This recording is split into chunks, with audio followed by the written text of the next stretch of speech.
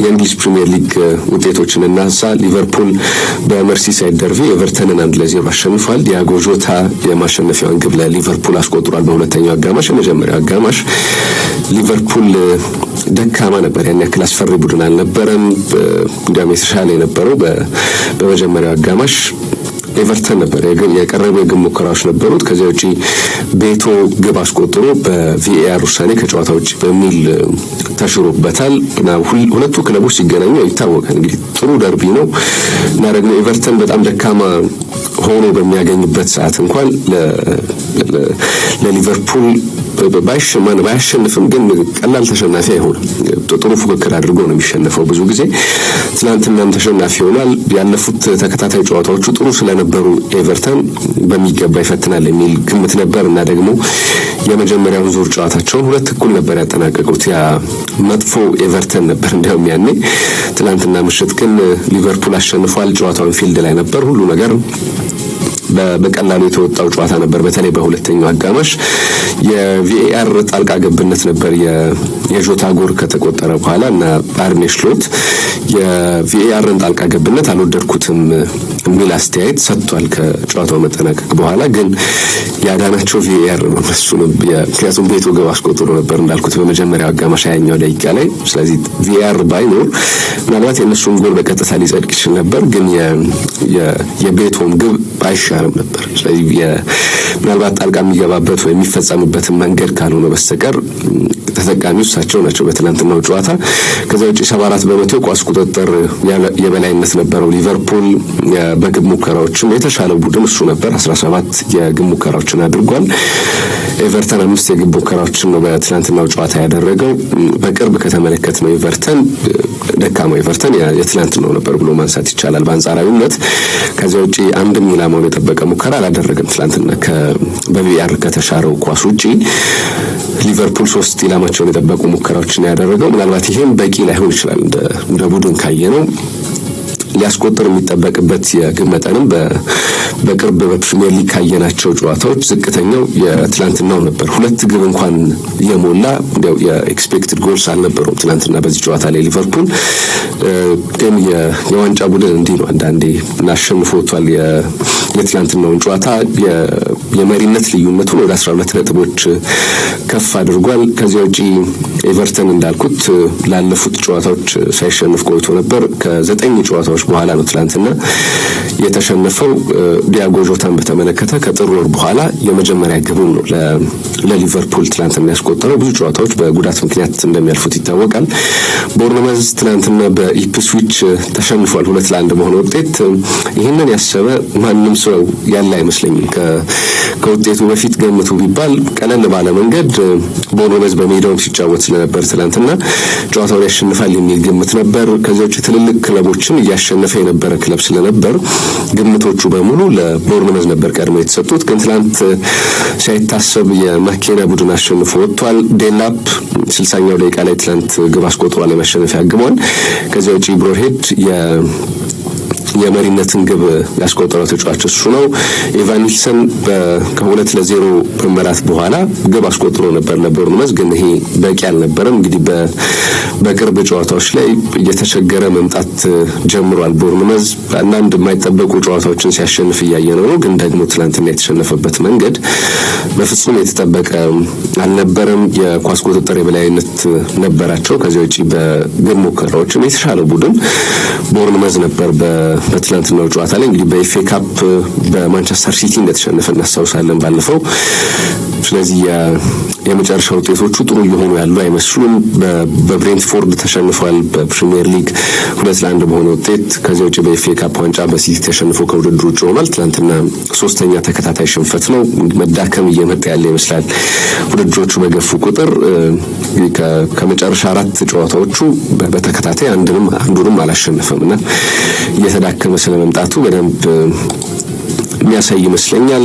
ከዚያ ውጭ ባሉት ግን በቀድሞ ውጤቶቹን ማንቸስተር ሲቲ ኒውካስልን ያሸነፈበትን አጋጣሚ እናስታውሳለን። ምናልባት የሁሉንም የፕሪሚየር ሊግ ጨዋታዎችን ከተመለከትን አምስት ጨዋታዎች ሳያሸንፍ ተጉዟል በፕሪሚየር ሊግ እና እየወረደ እንዳለ በደንብ የሚያሳይ ይመስለኛል። ከዚያ ውጪ በትናንትናው ጨዋታ የማኬና ቡድን ከረጅም ሳምንታት በኋላ ነው ያሸነፈው።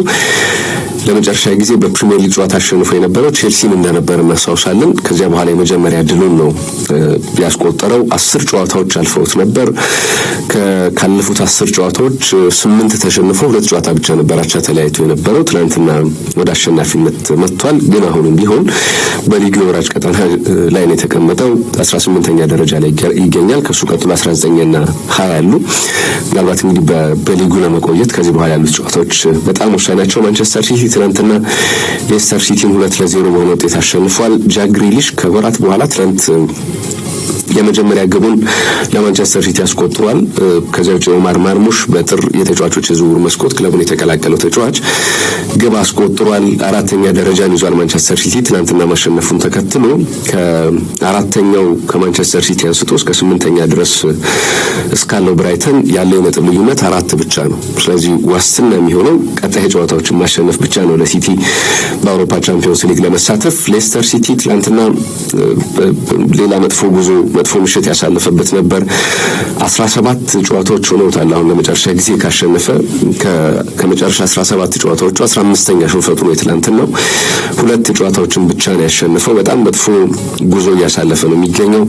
በፕሪሚየር ሊጉ ተከታታይ 7ኛ ሽንፈቱ ነው። ምናልባት አሁን ሌስተር ሲቲ በሊጉ ለመቆየት ሌላ እድል መሞከር ያለበት ይመስለኛል። በውድድር ዓመቱ 3ኛ አሰልጣኙን ስለመቀየር እያሰበ እንደሆነም በአንዳንድ መረጃዎች እየወጡ ይገኛሉ።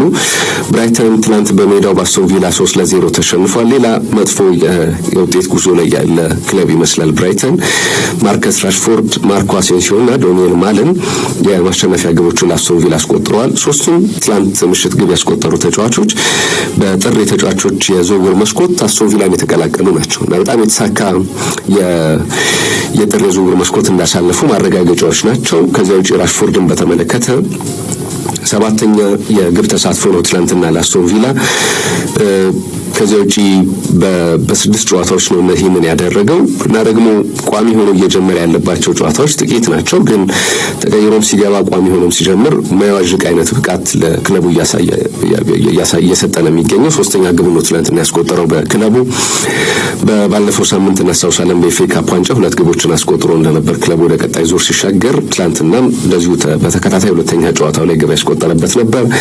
እሱ ብቻ ሳይሆን ማርኮ አሴንሲዮም በጣም አስደናቂ ጊዜን እያሳለፈ ነው። ወደ አስቶን ቪላ በውሰት ከመጣ በኋላ 8 ግቦችን አስቆጥሯል። ከየካቲት ወር ጀምሮ በፕሪሚየር ሊጉ የእሱን ያክል ግብ ያስቆጠረ ተጫዋች የለም። በየካቲት ወር የመጀመሪያ ጨዋታውን ለአስቶን ቪላ ካደረገበት ጊዜ አንስቶ ማለት ነው። ብሩኖ ፈርናንዴዝ፣ ኦማር ማርሙሽ እና መሐመድ ሳላህ ተከትለው ከሱ በኋላ ብዙ ግቦችን ያስቆጠሩ ናቸው። ከየካቲት ወር በኋላ 7 ግቦችን ብሩኖ ፈርናንዴዝ አስቆጥሯል። ከዚያ ውጪ ማርሙሽና ሳላ 6 ግቦች አሏቸው። ሌሎች ጨዋታዎች ነበሩ ትናንትና። ሳውዛምፕተን ከክሪስታል ፓላስ ያደረጉት ጨዋታ 1-1 ተጠናቋል። ከዚያ ውጪ ኒውካስል ትናንትና ከብሬንትፎርድ ጋር ያደረገውን ጨዋታ 2-1 በሆነ ውጤት አሸንፏል። በጣም ከባድ ጨዋታ ነበር። በብሬንትፎርድ በሊጉ በጣም ከሚፈትኑ ክለቦች መካከል አንደኛው እንደሆነ ይታወቃል። አሌክሳንደር አይዛክ ትናንትና ግብ አስቆጥሯል። ከዚያ ውጪ ሳንድሮ ቶናሊ ሌላኛውን የአስቶን ቪላ ግብ ያስቆጠረው ተጫዋች እሱ ነው። ብሬን ቦሞ እንደተለመደው ትናንትና ለብሬንትፎርድ ግብ አስቆጥሯል። አሁን በቶፕ 4 ለማጠናቀቅ ፉክክሩ በጣም ጠንከር ብሏል። ኒውካስል 5ኛ ደረጃ ላይ ነው። ከማንቸስተር ሲቲ ጋር ያለው የነጥብ ልዩነት 1 ብቻ ነው። ስለዚህ የቻምፒዮንስ ሊግ ቦታን የማግኘት እድል ካላቸው ክለቦች መካከል አንደኛው እሱ ነው። ግን የዛሬ ምሽት ቼልሲ ይጫወታል እና እሱ የሚያሸንፍ ከሆነ ደግሞ ደረጃውን ለመልቀቅ ይገደዳል አሁን ያለበትን ደረጃ እና በጣም አጣብቂኝ መርሃ ግብሮችን ነው በፕሪሚየር ሊግ እየተመለከትን የምንገኘው። ዛሬ በለንደን ደርቢ ቼልሲ ከቶተንሃም ይገናኛሉ። በጣም ወሳኝ ጨዋታ ነው ለሁለቱም ክለቦች። እንዳነሳሁት ቅድም ቼልሲ ደረጃውን ማሻሻል የሚችልበት እድል አለው። ቶተንሃም በጣም ያሽቆለቆለ ጉዞ ላይ ነው የሚገኘው። ምሽት 4 ሰዓት ላይ ይገናኛሉ ሁለቱ ክለቦች። እርስ በርስ ያላቸውን ግንኙነት በተመለከተ ባለፉት በተከታታይ ባደረጓቸው 12 ጨዋታዎች ቼልሲ የበላይነት አለው። ከመጨረሻ 12 የእርስ በርስ ግንኙነቶች አንድ ጨዋታ ብቻ ነው በቶተንሃም የተሸነፈው። ስለዚህ በጥሩ ፎርም ላይ ሆኖ ይህንን ጨዋታ ያከናውናል። ከዚያ ውጪ ተከታታይ 3 ጨዋታዎችን ደግሞ አሸንፏል ቶተንሃምን። የመጨረሻ 3 ጨዋታዎችን ውጤት እንኳን ከተመለከተም በድምሩ 10-4 በሆነ ውጤት ነው ቼልሲ ያሸነፈው።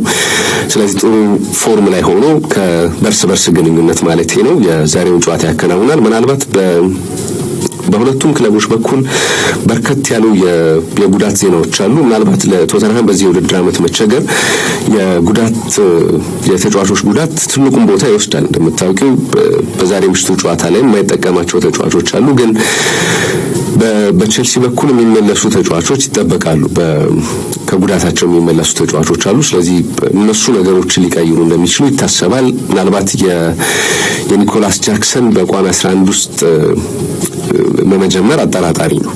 በዛሬው ጨዋታ ላይ ግን ልምምድ ጀምሯልና እንዲህ አይነት ነገሮችን በቅርብ እየተመለከትን ነው። በደንብ እንዳጣው ደግሞ ግልጽ ነው የሚታይ ነው እና ኮል ፓልመር በተመሳሳይ ሌላ ጉዳት ላይ ያለ ተጫዋች ነው። እሱም በዛሬው ጨዋታ ላይ ስለመሰለፉ ማረጋገጫ አልተሰጠም በቼልሲ በኩል። ሜኒ ማዱዌኬ በዚህ የቅርብ ጨዋታዎቻቸው ላይ ያልነበረ ተጫዋች ነው። እሱም በቼልሲ በኩል ይሰለፋል የሚል ማረጋገጫ የለም። አጠራጣሪ የሆኑ ተጫዋቾች ናቸው። ግን ደግሞ እንደማይሰለፉ የተረጋገጡ ተጫዋቾች አሉ። ሚካኤል ሙድሪክ፣ ማርክ ጉዬ እና ኦማር ማነው ካሊማን በዛሬው ጨዋታ ላይ በቼልሲ በኩል የማይሰለፉ የቼልሲ ተጫዋቾች ናቸው። በቶተንሃም በኩል ኩሉሴቭስኪ፣ ዳንሶ፣ ሪቻርልሰን እና ቤርግቫል በዛሬው ጨዋታ ላይ መሰለፋቸው አጠራጣሪ ነው ተብሏል። በቶተንሃም በኩል ምናልባት ራዱ ድራጉሺን ሙሉ በሙሉ በኤሲኤል ጉዳት ምክንያት በዚህ ጨዋታ ላይ የማይሰለፍ ተጫዋች ነው። ስለዚህ ከጉዳት የሚያገኟቸው ወይም አጠራጣሪ ያላቸው ተጫዋቾች የሚመለሱ ከሆነ ለሁለቱም ክለቦች ልዩነት መፍጠር የሚችሉ ተጫዋቾች ናቸው። ቶተንሃምን በተመለከተ በሊጉ 14ኛ ደረጃ ላይ ነው የሚገኘው። በጣም እየተቸገረ ነው የሚገኘው። ስለ ማንቸስተር ዩናይትድ መጥፎ የውድድር ዓመት እያነሳን ነው፣ ግን ቀጥሎ የሚመጣው ክለብ ቶተንሃም ነው። ምናልባት የውድድር ዓመቱ ሲጀመር ሁለቱም ክለቦች በቶፕ 4 እንዲገኙ የሚጠበቅባቸው እና ባለፈው ዓመት ደግሞ ቶተንሃም በጣም ጥሩ ጊዜን አሳልፎ ስለነበር ከአንጅ ፖስቴኮግሉ ጋር ጥበቃዎች ነበሩ የተሻለ ጊዜን ያሳልፋል የሚል። እሳቸውም የውድድር ዓመቱ ከመጀመሩ አስቀድሞ በሁለተኛ ዓመቴ በሄድኩባቸው ክለቦች ሁሉ የሆነ ዋንጫ አሳካለሁ፣ ስለዚህ ከቶተንሃም ጋርም እንደዚህ ያሰማኛል የሚል አስተያየታቸውን ሰጥተው ነበር። እንዲያውም በቅርብ ያንን አስተያየታቸውን ተከትሎ ይጸጸቱ እንደሆነ ተጠይቀው ነበር እና አይ በፍጹም አልጸጸትም በሰጠው አስተያየት። ምክንያቱም ይሄ የውድድር ዓመት እንደ ክለብ ያሰብንበት ቦታ ላይ የተገኘንበት አይደለም። ትልቁ ምክንያት ጉዳት ነው። ስለዚህ በፍጹም ልጸጸት አልችልም የሚል አስተያየታቸውን ሰጥተዋል። ለሁሉም ዛሬ በደርቢ ጨዋታ ይጫወታሉ። ከሜዳቸው ውጪ ነው ጨዋታው የሚደረገው በስታንፎርድ ብሪጅ። ከባድ ጨዋታ እንደሚሆን ይታሰባል። ግን ደግሞ የትኛውም የደርቢ ጨዋታ ባለሽ ጠንካራ ተጫዋቾች ብቻ የሚለካ አይደለም። መንፈሱ ራሱ በጣም የተለየ ስለሆነ እንደዚህ አይነት ፉክክር ያሳየናል ተብሎ ይታሰባል። ቶተንሃም በስፔን የኮፓ ዴላሬ ግማሽ ፍጻሜ ጨዋታ ትናንትና ምሽት ተደርጎ ነበር። ባርሴሎና ወደ ፍጻሜ ማለፉን አረጋግጧል። ከሜዳ ውጪ ያደረገውን ጨዋታ 1-0 በሆነ ውጤት አሸንፏል። ምናልባት የትናንትና ምሽቱ ጨዋታ ለአትሌቲኮ ማድሪድ የዋንጫ ተስፋ ካለው በሆነ ውድድር ላይ የሚያሳይበት ነበር። የትናንትናው ጨዋታ ግን አልተጠቀሙበትም። ምናልባት በቻምፒዮንስ ሊግ ከውድድሩ የወጡበት መንገድ በጣም አሳዛኝ እንደነበር እናስታውሳለን። የትናንትናውም ደግሞ ሌላ በአንድ ግብ ልዩነት ከውድድሩ ውጭ የሆኑበት ነበር። የቻምፒዮንስ ሊጉ እንዳውም በመለያ ምት ጭምር የተጠናቀቀ ጨዋታ ነው። እንግዲህ በውድድር ዓመቱ ዲያጎ ሲሜዮኔ ያለ ዋንጫ ሊያጠናቅቁ የሚችሉበት እድል አሁን በጣም ሰፍቷል። ከዚህ በኋላ የላሊጋን ዋንጫ ማንሳት የሚታሰብ ስላይደለ ማለት ነው። በድምር ውጤት 5-4 በማሸነፍ ነው ባርሴሎና ቀጣዩን ዙር የተቀላቀለው በኮፓ ዴላሬ። የትናንትናውን ጨዋታ እንዲያሸንፉ ትልቅ ምክንያት የነበረው ፌራን ቶሬዝ ነው። በጣም አስደናቂ ግብ አስቆጥሯል። በቅርብ ጨዋታዎች ላይ ለክለቡ በግብ ተሳትፎ እንደዚሁም ከግብ ውጭ ባሉት ሌሎች መለኪያዎች ሁሉ በጣም ጥሩ እንቅስቃሴን እያደረገ ያለ ተጫዋች ነው። ፍጹም ብልጫ ተወስዶበት ነበር ትናንትና አትሌቲኮ ማድሪድ። በሜዳው የሚጫወት ክለብ አይመስልም ነበር። 15 የግብ ሙከራዎች ነበሩት ባርሴሎና። ከዚያ ውጭ 57 በመቶ የኳስ ቁጥጥር ብልጫ ነበረው። ከ15 የግብ ሙከራዎቻቸው 5ቱ ኢላማቸውን የጠበቁ ነበሩ። አትሌቲኮ ማድሪድ አንድም ኢላማውን የጠበቀ የግብ ሙከራ ሳያደርግ የወጣበት ጨዋታ ነው። በዚህ ውድድር ዓመት ኢላማውን የጠበቀ ሙከራ ሳያደርግ የወጣበትን ጨዋታ አላስታውስም። የትናንትናው ግን በሜዳው እንደተጫወተ ክለብ በጣም ደካማ ነበር። ምናልባት ከውድድሩ ውጪ መሆናቸውም የሚገባ የሚያስብል አይነት ውጤት ነበር ትናንትና የተመዘገበው። የፍጻሜው ጨዋታ የሚሆነው ከሪያል ማድሪድ ጋር ነው። ስለዚህ ኤል ክላሲኮን በኮፓ ዴል ሬይ ፍጻሜ እንመለከታለን። በዚሁ በሚያዚያ ወር ነው የፍጻሜው ጨዋታ የሚደረገው። በእኛ በሚያዚያ ወር በ18 ይደረጋል። እንግዲህ ቅዳሜ ነው የሚደረገው። ሴቪያ ላይ በስታዲዮ ዴላ ካርቱያ የሚደረግ ጨዋታ ነው። ሁለት በጣም ትልቅ ባላንጣዎች የሚገናኙበት እና ደግሞ በውድድር ዓመቱ ብዙ ተከታታይ ጨዋታዎች ላይ እየተገናኙ ነው። በዚህኛው ውድድር ዓመት በፍጻሜ ጨዋታ በዚህ ውድድር ዓመት እንግዲህ እናያቸዋለን። ባለፈው እናስታውሳለን ባርሴሎና በደርሶ መልስ አሸንፎታል ሪያል ማድሪድን። ስለዚህ በዚህ ውድድር ዓመት የበላይነቱን ያስቀጠለው እሱ ነው። የፍጻሜው ጨዋታ እንዴት ይሆናል የሚለው ሌላ የሚጠበቅ ነው። በኮፓ ኢታሊያም ትናንት የግማሽ ፍጻሜ ጨዋታ ነበር። ኤሲ ሚላን ከኢንተር ያደረጉት ጨዋታ በእኩል ውጤት ተጠናቋል። 1-1 በሆናቸው ውጤት ታሚ አብርሃም ለኤሲ ሚላን፣ ቻላኖግሉ ለኢንተር ሚላን በጣም አስደናቂ ግብ አስቆጥሯል። ትናንትና ከሳጥኑ ውጪ የቀድሞ ክለቡ ላይ ነው ግብ ያስቆጠረው። ደስታውን የገለጸበት መንገድ የተለየ ነው። ኢንተር ሚላን ለጣሊያን ክለቦች በጣም አስቸጋሪ ሆኗል። አሁን የቀድሞ ዩቬንቱስ አይነት መልክ እየያዘ መጥቷል። በብዙ ነገሮች ክለቦች እሱን ለማሸነፍ እየተቸገሩ እያየናቸው ነው።